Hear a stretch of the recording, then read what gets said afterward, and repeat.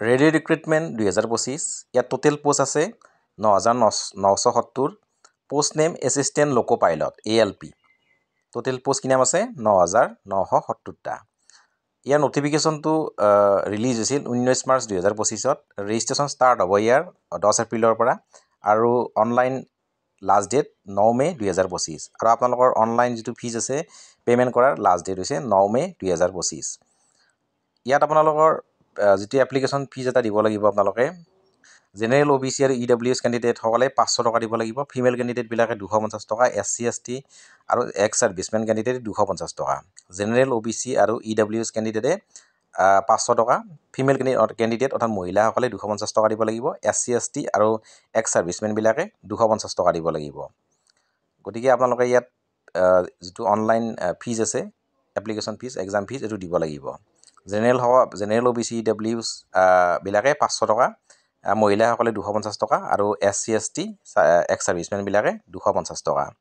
ইয়াত আপোনালোকৰ এজ লিমিটটো হৈছে জুনিয়ৰ ছেক্ৰেটাৰীট এছিষ্টেণ্টৰ কাৰণে 18 বছৰ জুনিয়ৰ ষ্টেন'গ্ৰাফাৰবিলাকৰ কাৰণে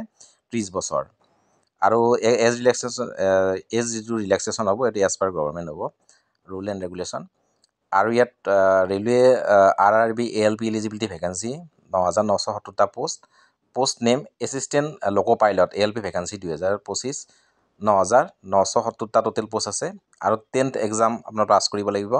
অৰ্থাৎ মেট্ৰিক পাছ হ'লে হ'ব লগতে ITI চাৰ্টিফিকেট থাকিব লাগিব আৰু total post 9,970টা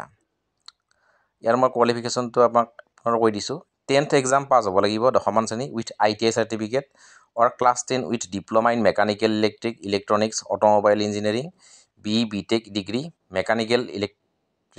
electronic automobile engineering from a recognise board university institute গতিকে এইখিনি আপোনালোকৰ লোকো পাইলটৰ কাৰণে লাগিব এটা ITIটো লাগিব আপোনালোকৰ ইয়াত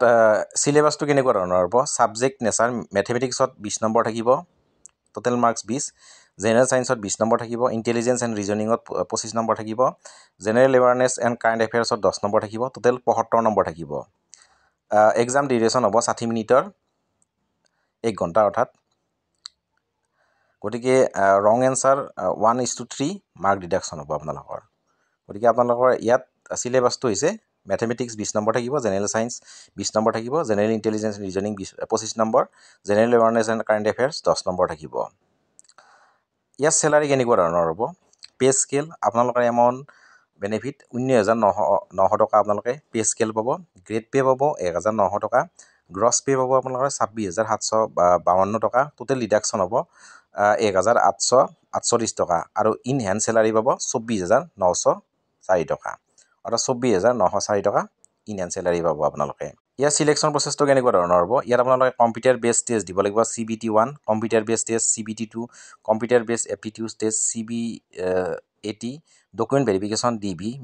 মেডিকেল এক্সামিনেশ্যনটো দিব লাগিব তাৰপিছত ফাইনেল চিলেকশ্যন হ'ব আপোনালোকৰ গতিকে আপোনালোকে ইয়াত এপ্লাই কৰিব পাৰে চেলাৰিও ভাল 24,904 টকা আৰু পদো বহুত আছে 9,970টা পোষ্ট আছে গতিকে আপোনালোকে ইয়াত অতি সোনকালে অনলাইন এপ্লিকেশ্যন কৰিব পাৰিব ইয়াৰ অনলাইন এপ্লিকেশ্যনটো আপোনাৰ 10 এপ্ৰিল 2025ৰ পৰা আৰম্ভ হ'ব আৰু ৰেজিষ্ট্ৰেশ্যনৰ লাষ্ট ডেট 9 মে 2025 তেন্তে আজিলৈ ইমানেই ধন্যবাদ